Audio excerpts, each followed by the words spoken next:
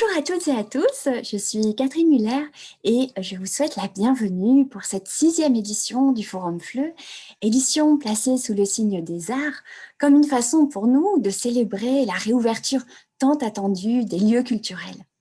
Bonjour à vous qui nous suivez en direct et bonjour à vous qui nous regardez en différé. Je suis Béatrice Villa.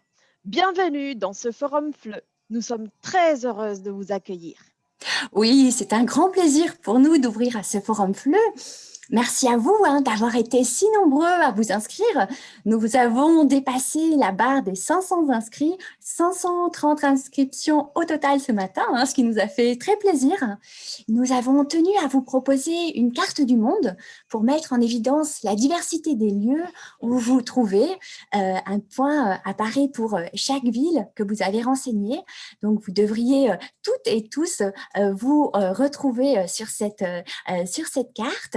Alors, en dehors de la France, on a une belle représentation de différentes zones géographiques, l'Europe, l'Amérique latine, l'Afrique du Nord, avec 3 pays particulièrement présents, la Russie, la Colombie et le Maroc.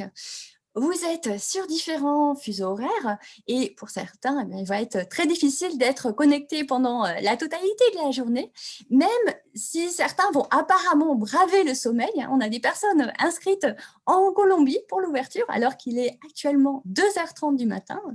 Impressionnant. Ce qui nous a beaucoup intéressé également, c'est de savoir qui vous êtes. Nous avons une belle proportion d'étudiants, des doctorants, de très nombreux enseignants et formateurs, des enseignants-chercheurs dans des institutions variées, des professionnels des langues, mais aussi des artistes, des musiciens. Parmi les étudiants, un grand nombre d'universités sont représentées et pas uniquement l'université Grenoble-Alpes, loin de là. Nous vous saluons toutes et tous très chaleureusement. Nous aimerions à présent dire quelques mots sur l'historique du Forum FLE, organisé par la section de didactique du FLE de l'Université Grenoble-Alpes. Nous le disions en introduction, nous en sommes à la 6e édition de cette journée, proposée tous les 2 à 3 ans depuis mai 2009, première journée initiée par Thierry Soubrier. Ces journées d'échange et de réflexion réunissent des professionnels du FLE autour d'une thématique. Elles sont consacrées au métier du français langue étrangère et seconde. Différents acteurs présentent leur expérience afin d'apporter une vision concrète de ce champ. Ce sont ainsi des lieux de rencontre entre professionnels du FLE. Les premières éditions ont abordé les réseaux du FLE en France et dans le monde, les technologies de l'information et de la communication dans les pratiques enseignantes. Et puis, les vidéos des 3 dernières éditions sont disponibles sur la chaîne YouTube de la section didactique du FLE de l'Université Grenoble-Alpes, celle de 2014 portée sur le français sur objectif universitaire. En 2016, le forum a abordé le marché des langues, mieux le comprendre pour mieux se positionner. L'édition de 2019 s'intitulait « Enseigner le FLES dans une perspective d'inclusion ou d'insertion, diversité des contextes et des publics ». Nous vous invitons chaleureusement à les consulter et n'hésitez pas à vous abonner à la chaîne YouTube de la section didactique du FLE de l'Université Grenoble-Alpes si ce n'est pas encore fait. Habituellement, ces journées se déroulent en bimodalité, à la fois en présentiel et à distance. Cette 6e édition est la première à avoir lieu entièrement en ligne en raison de la situation sanitaire que nous connaissons tous. Les vidéos de ce forum seront également disponibles dans la semaine sur cette même chaîne YouTube, ce qui vous permettra de revoir les interventions qui vous auront particulièrement intéressé, de conseiller ce lien à vos collègues ou étudiants ou encore de visionner des présentations que vous n'aurez pas pu suivre en direct. Comme il est question des vidéos, nous enchaînons avec quelques aspects techniques avant d'entrer dans le cœur du sujet. Une précision importante pour commencer. Pour poser des questions, il vous faudra ajouter des commentaires sur la page YouTube, commentaires qui ensuite seront effacés. Pas d'inquiétude, allez-y, ça ne restera pas plus d'une journée. Quand vous posez une question, pensez à vous présenter. Dites-nous, par exemple, dans quel contexte vous enseignez ou dans quelle université vous êtes inscrit si vous êtes étudiant. N'hésitez pas, parallèlement, à tweeter avec le hashtag ForumFLE, tout attaché. ce qui vous permettra d'avoir le fil Twitter de la journée. Vous pourrez commenter ce qui se dit, relever des phrases, manifester votre présence à distance et ces messages, eux, resteront accessibles au-delà du 31 mai. Il est temps à présent d'aborder la thématique retenue. Nous avons choisi pour cette édition de nous intéresser à la place des arts dans les pratiques d'enseignement-apprentissage des langues et du français langue étrangère et seconde en particulier. Alors, une première question, pourquoi mobiliser les arts pour l'enseignement-apprentissage des langues? D'abord, pour proposer une approche sensible de l'apprentissage où différents sens sont en éveil. La vue, l'ouïe, une approche également où la dimension corporelle et vocale de l'apprentissage est sollicitée. Tout cela peut aider les apprenants à développer une aisance à communiquer. C'est une façon de stimuler l'imaginaire des apprenants, de faire appel à leur créativité, à leurs émotions, en un mot, de s'adresser à eux en tant que sujet personne. C'est également une manière d'aborder les dimensions culturelles et de favoriser des moments de partage interculturel à travers une ouverture à l'altérité. Vous le verrez, les démarches sont variées. Elles peuvent se focaliser sur la réception artistique, observer des tableaux, regarder un film, écouter de la musique, ou sur la pratique artistique, participer à un atelier de slam, réaliser un court-métrage, chanter. Dans ces approches, les apprenants sont amenés à agir et à interagir de manière authentique. Il est possible également d'associer des artistes, de mener des projets en collaboration avec eux. Ce sont des occasions de se déplacer hors des murs de la classe pour aller voir des pièces de théâtre, des spectacles de danse, pour visiter des expositions. De nombreuses recherches en didactique des langues portent sur ces questions et on observe un intérêt accru pour les arts ces dernières années. C'est notamment l'ouvrage Aborder l'œuvre d'art dans l'enseignement des langues, coécrit par Catherine Muller et Nathalie Borger, publié aux éditions Didier en 2020, qui nous a donné envie de proposer cette thématique pour le Forum FLE. Catherine, peux-tu nous en dire davantage concernant ce livre? Oui, avec plaisir, Béatrice. Alors, comme tu l'as dit, Nathalie Borger, docteur en didactique des langues et professeure agrégée à la Sorbonne Nouvelle, en est la co-auteure. Ce livre est le fruit de nos approches et de nos expériences complémentaires, à Nathalie et à moi, en tant qu'enseignante de langue, formatrice d'enseignants et chercheurs. Je précise que nous avions sollicité Nathalie pour participer à ce forum, mais elle n'était malheureusement pas disponible à cette période. Sinon, elle aurait pu nous apporter des éclairages très riches autour de la réception esthétique, de la médiation de l'enseignant. Elle a notamment développé des approches très intéressantes autour de la multimodalité, de l'éthique et des expériences hors les murs. Il est question dans le titre d'aborder l'œuvre d'art. Vous vous êtes focalisé sur quels arts? Nous avons fait le choix de développer les arts plastiques pour l'enseignement des langues et il s'agit à vrai dire de la première monographie en français sur la question. Il y a eu un certain nombre d'articles sur cette thématique, des thèses et bien sûr des ouvrages sur d'autres arts ou sur les images. Pour notre part, nous avons fait le choix, en lien avec nos pratiques, de nous focaliser sur la photographie et la peinture. Tu dis que de nombreuses recherches abordent ces questions. Est-ce que vous en rendez compte dans ce livre?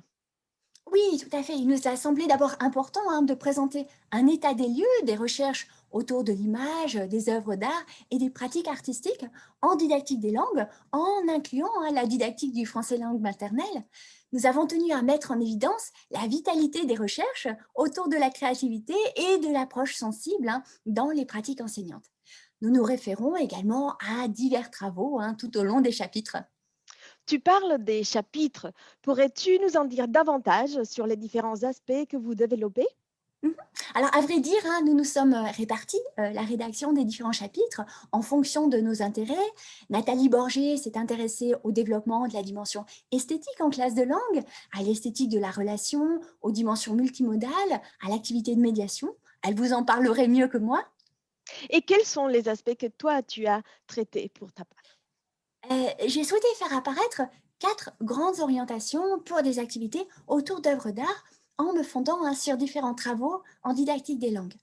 La première orientation que j'ai dégagée, c'est celle de favoriser la créativité. L'objectif ici, c'est de stimuler l'expression personnelle des apprenants à travers des activités ludiques et un usage poétique de la langue.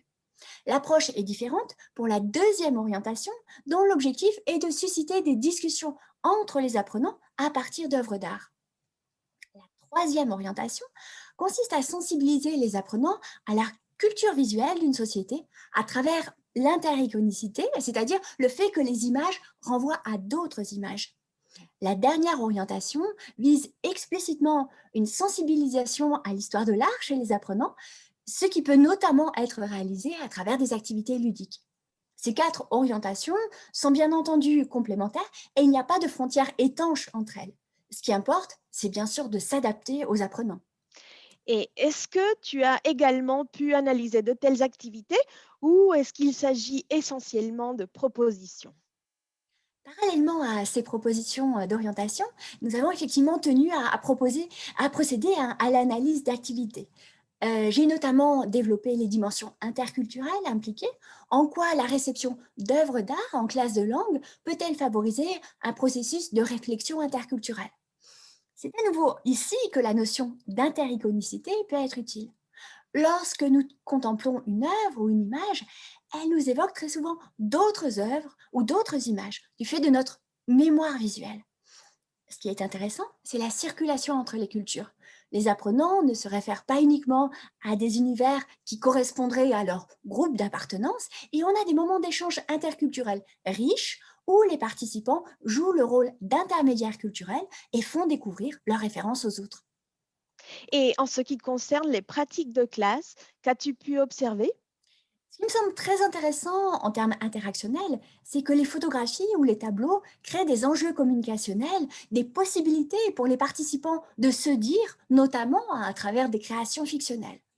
Cela favorise une implication des apprenants, des initiatives de leur part, d'autant plus que ces approches sont souvent combinées à une reconfiguration de la posture de l'enseignant qui assume davantage un rôle d'animateur ou de médiateur. Mais au juste, que disent les apprenants lorsqu'ils contemplent une œuvre d'art? C'est là une question qui m'intéresse beaucoup. La description des œuvres est certainement la réaction première et la plus évidente. Souvent, elle laisse la place à des créations narratives. Les apprenants imaginent un récit avec un hors-temps et un hors-champ. D'autres réactions sont d'ordre esthétique ou affectif, avec des jugements de goût, une critique des œuvres en tant que production, ou encore un phénomène d'immersion fictionnelle. Les apprenants entrent dans l'œuvre et se l'approprient. Les participants peuvent aussi rechercher le message des œuvres ou leur assigner des fonctions. À travers les réactions interprétatives, ils attribuent un sens à un tableau ou une photographie. La pluralité des réactions suscitées met en évidence la diversité des productions verbales et des actes de langage auxquels un commentaire d'œuvre peut donner lieu. Tout ce que tu développes ici est très intéressant. Si on revient à présent plus généralement à différents arts, j'aimerais parler de mon expérience en tant qu'enseignante de français en Colombie.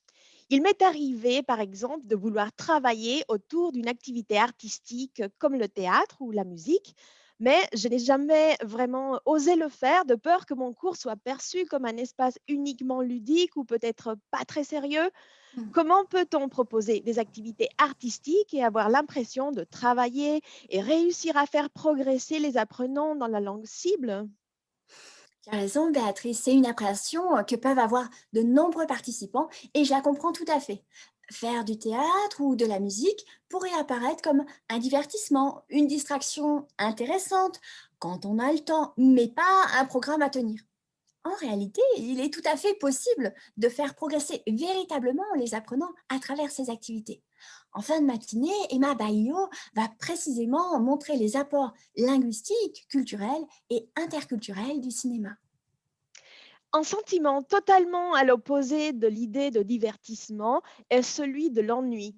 Je veux dire qu'enseigner à partir d'une œuvre d'art peut parfois faire appel à la nécessité de connaître le contexte historique, la biographie de l'artiste et l'histoire de la production d'une œuvre en particulier. C'est comme si l'art était réservé à une élite intellectuelle. C'est comme si le fait de connaître superficiellement un peintre donné ne me rendait pas légitime pour le travailler en classe. Faut-il être une connaisseuse? Faut-il avoir une énorme culture générale pour proposer aux apprenants un travail sur l'art? Effectivement, l'œuvre d'art peut être associée à une forme d'élitisme, comme tu le dis, Béatrice, hein, quelque chose de très sérieux. De ce fait, on peut craindre, en tant que professeur de langue, de ne pas avoir suffisamment de connaissances hein, pour se permettre d'introduire des reproductions de tableaux, par exemple, dans ses cours, ou pour organiser une visite dans un musée. La première intervention de la journée, hein, celle de Marie Laparade, qui porte sur les ateliers sociolinguistiques, devrait toutes et tous hein, vous décomplexer par rapport à ces appréhensions. Elle vous montrera notamment que le plus important, c'est d'avoir envie de mettre en place ces activités. Un autre frein que peut rencontrer l'enseignant de FLE est le niveau de scolarisation des apprenants. Quand on est face à un public peu habitué à une culture scolaire, à un public qui débute dans la lecture ou dans l'écriture et qui de plus doit gérer en priorité certaines démarches administratives ou d'intégration sociale, l'enseignant peut sentir que le recours à l'art en classe n'est pas vraiment très pertinent et qu'il vaut mieux se fixer sur des activités en lien direct avec les démarches, les institutions ou les services dont les apprenants ont vraiment besoin. Est-il envisageable et pertinent d'enseigner à travers l'art alors que les priorités des apprenants sont ailleurs? Comment présenter l'art à un public alpha ou post-alpha? Ce sont là d'excellentes questions qui vont nous permettre de remettre en cause hein, certaines idées reçues associées à l'art. Non, l'art n'est pas réservé à des publics fortement scolarisés. Marie Laparade le montrera dans son intervention, mais également Maud Seruskla-Natal qui présentera le festival Par le Monde auquel participent activement des élèves allophones nouvellement arrivés. Le niveau des apprenants dans la langue cible est également pris en compte par l'enseignant dans le choix de ce support. Quand on est face à des utilisateurs élémentaires, c'est-à-dire des apprenants A1 ou A2 selon le cadre européen commun des références pour les langues, on peut se retenir de choisir un document qui nous semble complexe ou trop avancé, comme un film ou un extrait de film, par exemple. A-t-on tort de vouloir filtrer ses choix en fonction du niveau de langue des apprenants? Oui, tu pointes là une autre idée hein, que l'on associe souvent à l'art, le fait qu'il soit réservé à des apprenants de niveau avancé. La présentation de Sophie Ricou, hein, qui mène des projets artistiques avec des apprenants de niveau A1, permettra bien de montrer que de nombreuses possibilités existent, hein, même à ces niveaux. Une question très pratique m'a aussi parfois freinée lorsque j'ai voulu enseigner le français langue étrangère à travers l'art. Ce sont les aspects matériels, techniques et financiers qui ont pu me paraître lourds à porter. Le travail par projet est très en vogue, mais il faut avouer qu'il est coûteux en temps et en énergie, et notamment par visioconférence. Peut-on imaginer un cours centré sur l'art où les apprenants réalisent des tâches sociales avec une forte logique d'action, mais où les aspects organisationnels restent faciles à gérer pour l'enseignant? Tu as raison, ce sont des aspects très importants hein, à prendre en compte. Si un projet semble très lourd à porter, il est peu vraisemblable qu'on ait envie de s'y lancer. Différentes présentations aujourd'hui aborderont les aides qui peuvent être apportées. Adrien Paillet montrera cet après-midi qu'il est possible hein, de proposer des activités théâtrales, même par visioconférence, dispositif hein, que vous avez sûrement expérimenté ces derniers mois dans vos cours. Le dernier frein que je voudrais évoquer concerne l'objet à enseigner. Si je décide d'enseigner le FLE à travers l'art, quel est l'axe organisateur de l'unité didactique? Quel est l'objet à enseigner? L'art ou la langue? Et quels sont les impacts de cet objet sur l'évaluation? Ce sont à nouveau d'excellentes questions hein, qui vont être abordées tout au long de la journée. Il est tout à fait possible d'envisager d'autres approches hein, en se fondant par exemple sur des ateliers, hein, comme le proposera Camille Borgé cet après-midi. Vous l'aurez compris, hein, au fil de la journée, les intervenants vont vous présenter les apports des arts pour l'enseignement-apprentissage du français langue étrangère et seconde. Il nous a semblé très important de solliciter des intervenants venant de différents horizons et intervenant dans des contextes variés, que ce soit en France ou à l'étranger. Les ateliers sociolinguistiques seront représentés grâce à Marie Laparade. Vous découvrirez les pratiques en unité pédagogique pour élèves allophones arrivants, les UPE2A, hein, avec Sophie Ricou et Maud Seruskla-Natal. L'enseignement secondaire à l'étranger sera abordé par Emma Baillon. Les centres universitaires correspondent au contexte de Camille Vorger. Les alliances françaises et les instituts français apparaîtront avec Adrien Paillet, qui assure régulièrement des formations dans ces contextes. Vous verrez ainsi la diversité du public, des niveaux, des âges, enfants, adolescents, adultes, et la diversité aussi des parcours scolaires des apprenants. Du fait de leur large expérience, les intervenants vous apporteront des conseils, des ressources, des stratégies pour adapter les objectifs au public d'apprenants. Ils feront part de leurs réflexions concernant leur propre posture enseignante. Vous pourrez également échanger autour de vos propres pratiques. Deuxième point très important pour nous, c'est le fait que les intervenants abordent différents arts. Le théâtre, la danse, le cinéma, les arts plastiques, le slam. Vous le verrez, dans les pratiques, les enseignants font souvent dialoguer plusieurs arts.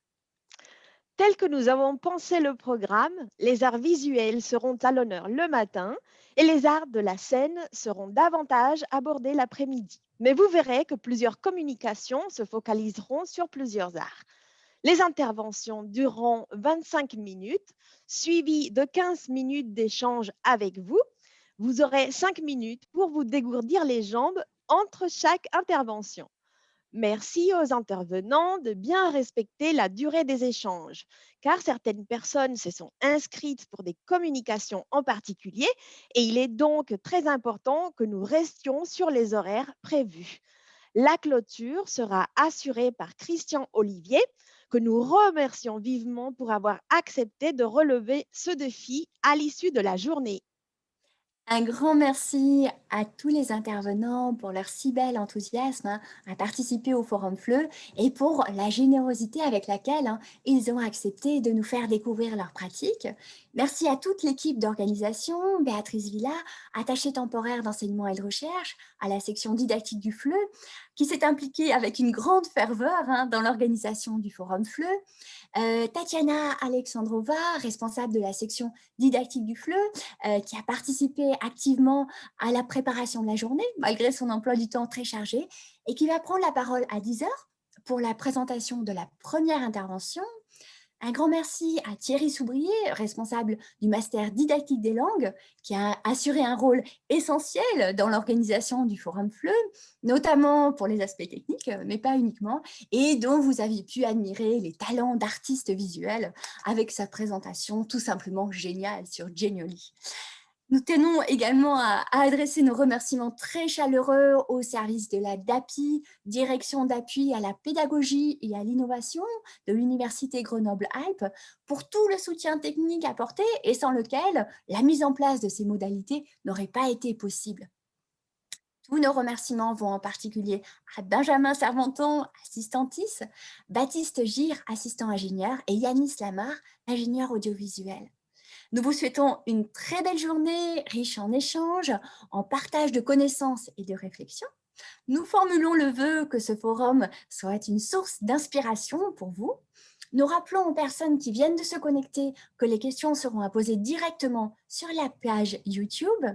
Nous nous retrouvons donc dans 7 minutes à 10 heures pour l'intervention de Marie Laparade, utiliser l'art et les espaces culturels comme moyen et support d'apprentissage de la langue dans les ateliers sociolinguistiques, donc les ASL.